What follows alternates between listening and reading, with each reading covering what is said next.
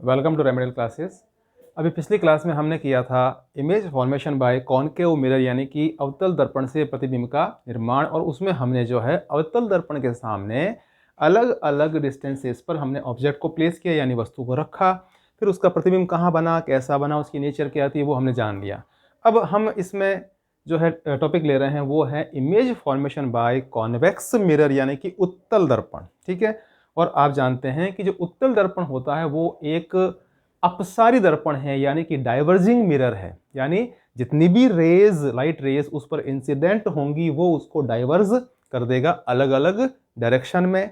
It means, इसका मतलब ये हुआ कि जो रिफ्लेक्टेड रेज हैं, जो परावर्तित किरणें हैं, वो आपस में कभी नहीं मिलेंगी या एक दूसरे को कभी क्रॉस नहीं करेंगी। तो इसका अर्थ क्या हुआ, जब वो आपस में मिलेंगी ही नहीं, क्रॉस ही नहीं करेंगी, कौन सी? Reflected raise. ठीक है ना। लाइट रेज मिरर पे इंसिडेंट होंगी, जब वो वापस वो रिफ्लेक्ट होंगी यानी परावर्तित होंगी, तो वो जो रिफ्लेक्टेड रेज है, जो परावर्तित किरण है, वो आपस में कभी नहीं मिलेंगी। इसका सीधा सा मीनिंग ये है कि जो इमेज फॉर्मेशन होगा वो वर्चुअल होगा। ठीक है, यानी आभासी होगा। और वर्चुअल जो होता है वो हमेशा इरेक्ट होता है, यानी सीधा होता है। ठीक है, चलिए।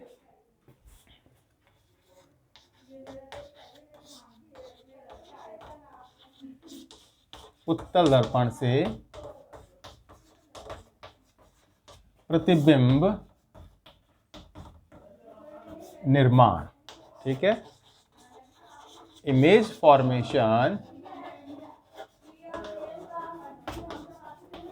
Bye convex mirror.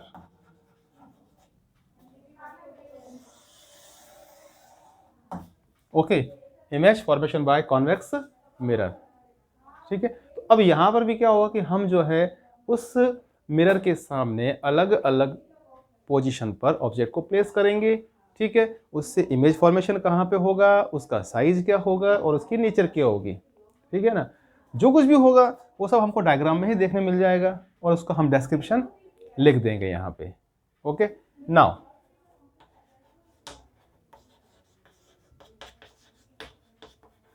जब वस्तु अनंत दूरी पर रखी हो, it means when object is placed at infinity या infinity। ओके, अब जो ऑब्जेक्ट है वो हमारा कहाँ पे है? इन्फिनिटी पर, यानी अनंत दूरी पर है। जहां पर सूरज है, तारे हैं, चांद हैं, वो अनंत दूरी है, वहां पे है। ठीक है, अब यहां पे आपको जो डायग्राम ड्रॉ करना है ये, ओके, ये आपका कॉन्वेक्स मिरर हो गया। ठीक है, पिछली क्लासों में हमने इसके बारे में जान लिया था। अगर आपने वो क्लासेस नहीं देखी हैं तो प्लेलिस्ट में जाइए और वहाँ पे आप उन क्लासेस को देखिए। ठीक है, जिससे कि आप इससे कनेक्ट हो जाएंगे। ठीक है, अब सेम डायग्राम आपको ये ड्रॉ करना है। इसमें आपको ये मुख्य अक्ष यानी कि प्रिंसिपल एक्सिस ड्रॉ करना है। ठीक है, इसमें आप इसका, अब यहाँ पे क्या होगा, इसका जो सेंटर ऑफ कर्वेचर यहाँ लेंगे ये बैक साइड में, और इसका जो ये फोकस पॉइंट है वो भी इसके बैक साइड में रहेगा। ठीक है, ये डायग्राम आपको यहाँ पे ड्रॉ करना है। ठीक है, अब तीन बातें आपको इसमें याद रखनी है।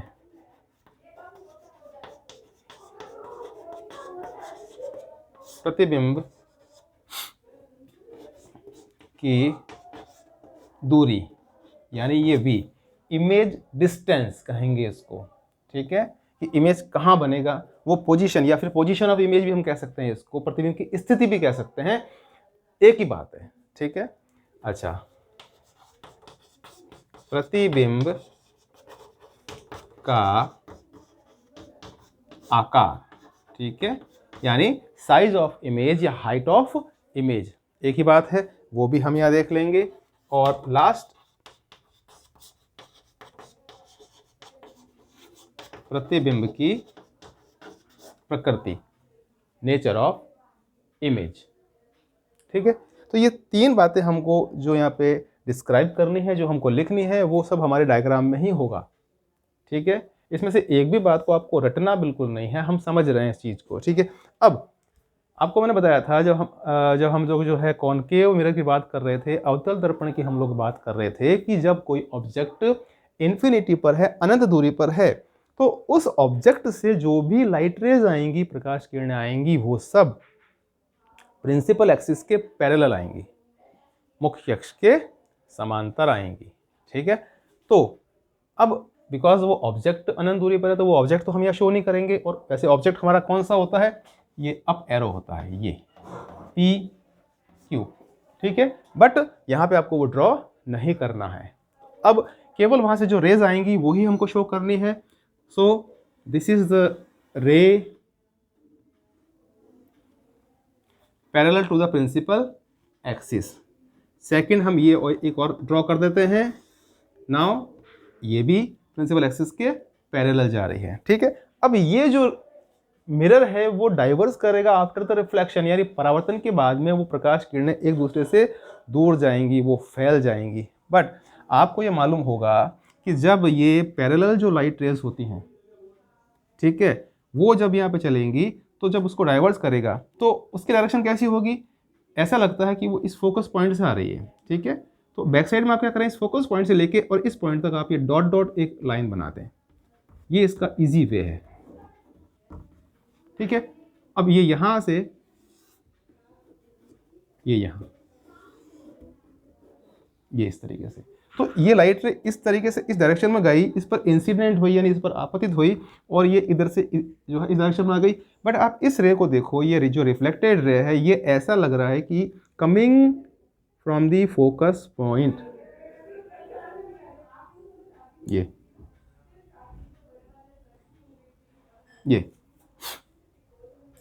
ठीक है।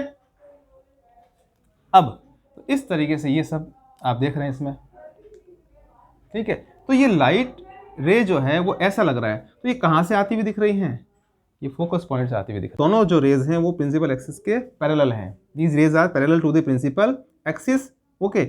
After the reflection they diverge, वो क्या हो गई, डाइवर्ज हो गई, ठीक है।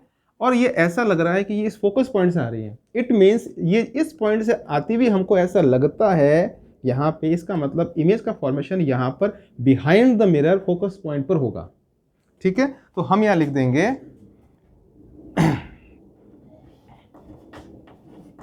दर्पण के पीछे फोकस बिंदु पर, ठीक है। It means at focus point behind the mirror,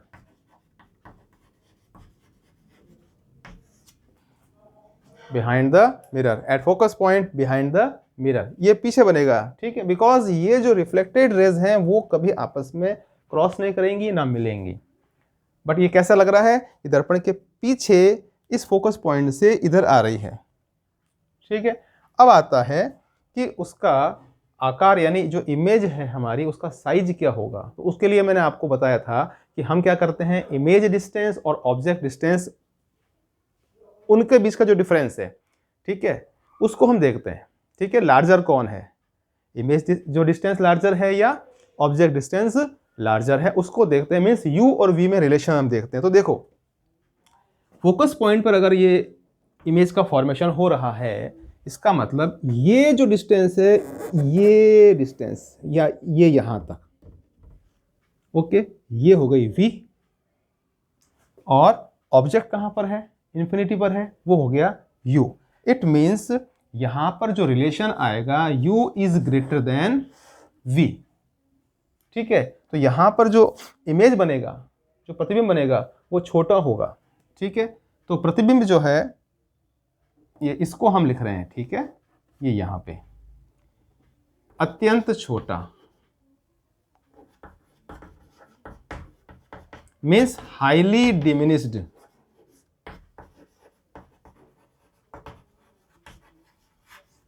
highly diminished, अत्यंत छोटा है वो, हाईली डिमिनिश्ड है, ठीक है ना। तो इस तरीके से आप ये देखो यहाँ पे, ठीक है। अब आते हैं प्रतिबिंब की प्रकृति यानी नेचर ऑफ इमेज। तो मैंने आपको ये बताया था कि अगर ये रिफ्लेक्टेड रेज, ये रिफ्लेक्टेड रे है ये वाली, यानी परावर्तित किरण ये वाली, ये दो आपको दिख रही हैं, ये आपस में कभी क्रॉस नहीं करेंगी, कभी नहीं मिलेंगी, बिकॉज ये डाइवर्ज हो चुकी हैं, ये फैल चुकी हैं। ठीक है, तो जब ये रेज आपस में मिलेंगी ही नहीं, क्रॉस करेंगी ही नहीं, इसका मतलब जो इमेज होगी वो वर्चुअल एंड इरेक्ट, यानी आभासी और सीधा। तो आप यहां लिख देंगे, ठीक है, मैं इसको यहां लिख देता हूं, आभासी व सीधा, वर्चुअल एंड इरेक्ट। ठीक है, तो इस प्रकार से ये कंडीशन हो गई हमारे लिए, जो हमारा कॉन्वेक्स मिरर है उसके लिए। ठीक है, अब आ जाते हैं कि ऑब्जेक्ट को हम इसके पास लेके आते हैं। अभी तो कहाँ था, इन्फिनिटी पर था, अब हम इसके काफी नजदीक ले आते हैं, तो क्या कंडीशन बन जाती है उसको हम देखते हैं।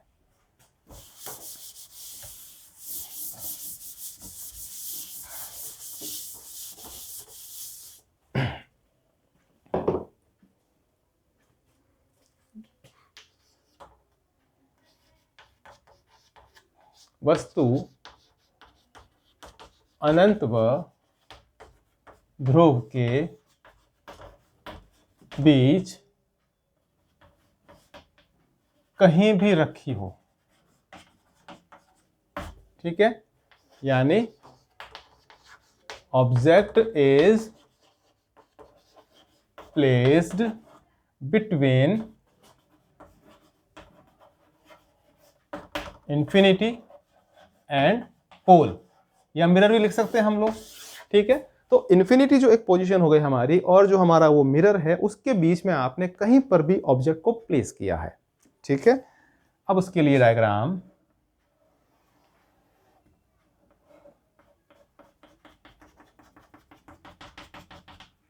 ये प्रिंसिपल एक्सिस हो गया, यानी मुख्य अक्ष हो गया। ठीक है, आप इसको स्केल से ड्रॉ करेंगे तो आपका स्ट्रेट आएगा, सीधा आएगा। यहां पर ये मैं इसका सेंटर ऑफ कर्वेचर यानी वक्रता केंद्र और फोकस पॉइंट में यहाँ पे ड्रॉ कर देता हूं। ओके, अब जो बातें हमको लिखनी है,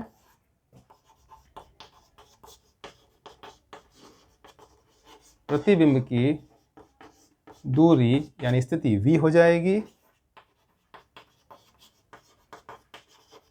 प्रतिबिंब का आकार यानी साइज हो जाएगा, साइज ऑफ इमेज।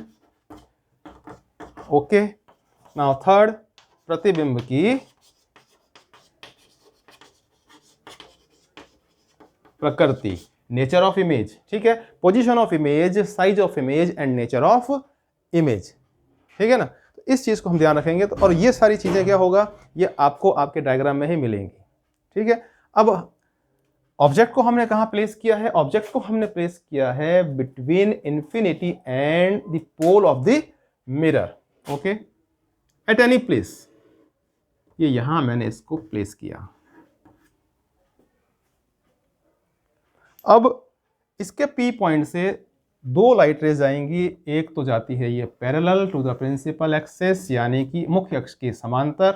ठीक है, ये डाइवर्ज होगी, ऐसा लगता है कि ये इस फोकस पॉइंट से आ रही है और ये इस डायरेक्शन में जाती है। ठीक है, मैं इसको ये कलर चेंज कर देता हूँ, ये इस तरीके से आप देखिए ये इधर गई। ठीक है, ये बैक साइड में हम इसको देखते हैं तो ये इसके फोकस पॉइंट से हमको आती हुई लगेगी, like this, coming from the focus point. Okay, now the second light ray which is inclined to the principal axis, जो कि principal axis के से जो है तिरछी जाएगी। ठीक है, तो उसके लिए हमारे पास में हम इसको ले जाते हैं इसके सेंटर ऑफ कर्वेचर तक। स्केल से आप ड्रॉ करेंगे तो इजीली आपका अच्छे से बन जाएगा ये डायग्राम। ठीक है,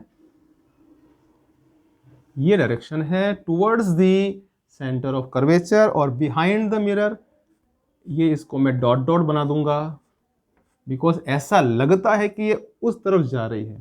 ठीक है, अब आप देख सकते हैं कि जो ये लाइट रे और ये कहाँ मीट हो रही है, ये यहाँ क्रॉस करेंगी। इट मीन्स ये यहाँ पे प्रिंसिपल एक्सिस के ऊपर, यानी कि ये यहाँ इमेज का फॉर्मेशन होगा। ठीक है, फोकस पॉइंट और पोल के बीच में, ये पोल, ये फोकस पॉइंट यहां बन जाएगा। ठीक है, तो दर्पण के पीछे है, बिहाइंड द मिरर हो गया। ठीक है, और फोकस बिंदु व ध्रुव के बीच, between focus point and pole, behind the mirror है ये। ठीक है, अब साइज की बात कर लेते हैं। तो यहाँ पे आप देखो कि ये हमारा ऑब्जेक्ट यहाँ पर है, तो ये u है और ये डिस्टेंस हमारा v है। ठीक है, तो कंडीशन क्या आती है हमारे सामने, ये आ जाएगी, u is greater than v, u is greater than v, it means प्रतिबिंब जो होगा वो, उसका साइज वस्तु से छोटा। ठीक है, मीन्स डिमिनिस्ड,